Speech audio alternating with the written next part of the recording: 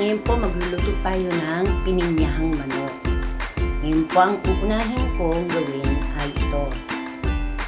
Ibababad ko muna siya sa pineapple juice. Yan, buhusan ko muna siya ng pineapple juice. Babad ko muna siya ng 30 minutes to 45 minutes.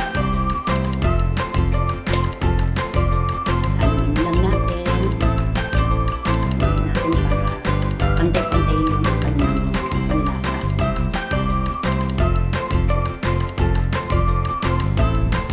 Maglasa siya sa manok.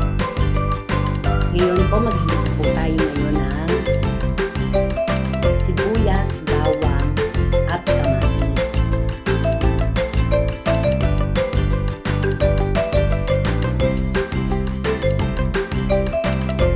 Unahin muna natin ang sibuyas. Lutuin natin maigi ang sibuyas. Haluin lang natin hanggang sa maluto.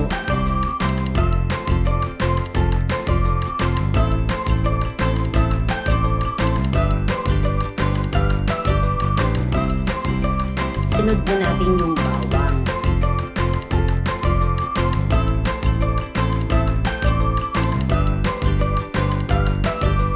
Haluin lang natin maigi at para pantay-pantay ang luto ng bawang at sibuyas.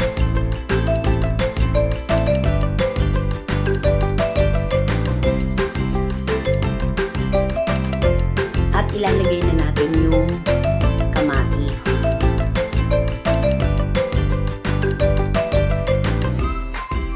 Yan, lutuin lang natin maigi ang kamatis.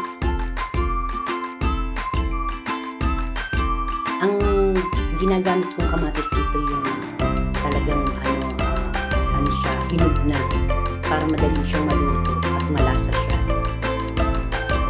At susunod natin ang mga manok. Isa-isahin natin yung manok.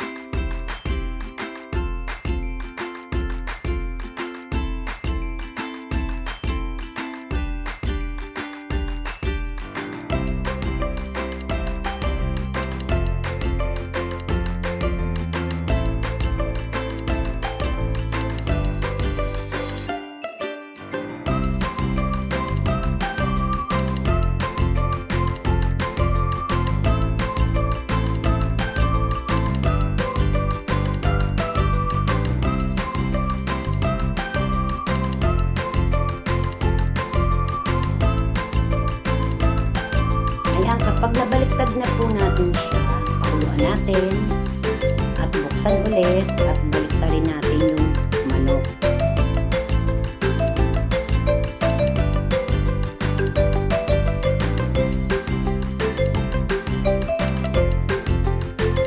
Ayan, baliktarin natin para pantay-pantay yung luto nila. Maluto lahat at maluto yung loob ng manok.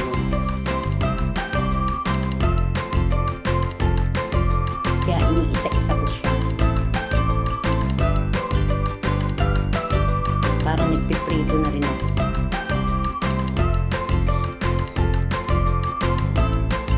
Yan, isa-isahin natin at para maluto.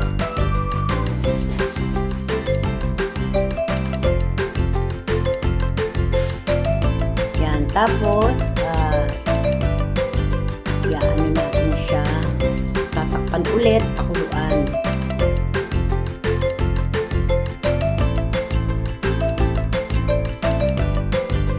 Yan, pakuluan muna natin.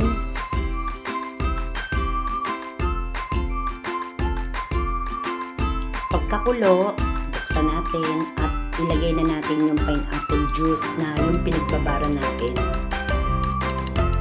Yung pinagbabaran ko ng manok. Nilagay ko na at takpan ulit at pakuluan. At pagkatapos pakuluan, buksan ulit at lagay na natin yung pineapple chunk. Tubig muna. Tubig muna, papakulan ulit natin. Takpan ulit natin siya. Pakuluan muna natin. Haluin.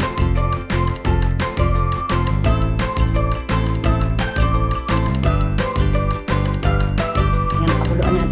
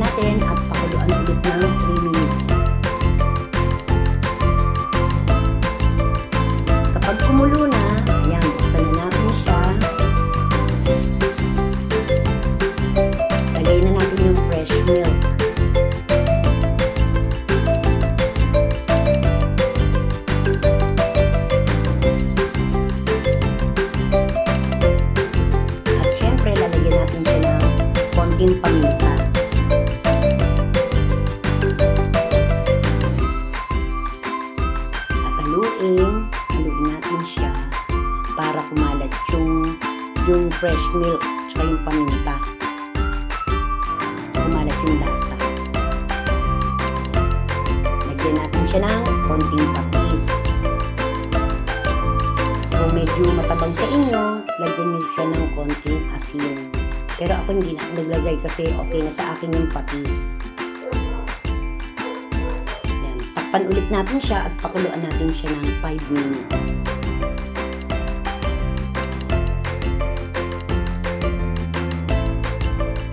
Tignan natin kung okay na siya. Medyo laputan pa natin ng konti. Haluin natin para hindi magbuo yung milk. Takpan ulit natin at pakuluan. At kapag okay na siya, ayan, okay na. Malapit na siyang maluto. Haluin ulit natin para hindi siya magbuo-buo yung milk niya.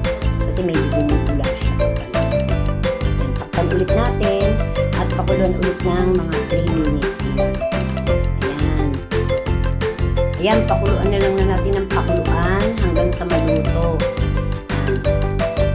Kaya, yan, ready na tayo sa pagkain niya. Ready to eat na, guys. Kaya, thank you sa inyo, guys. Bye-bye. See you next video. Bye.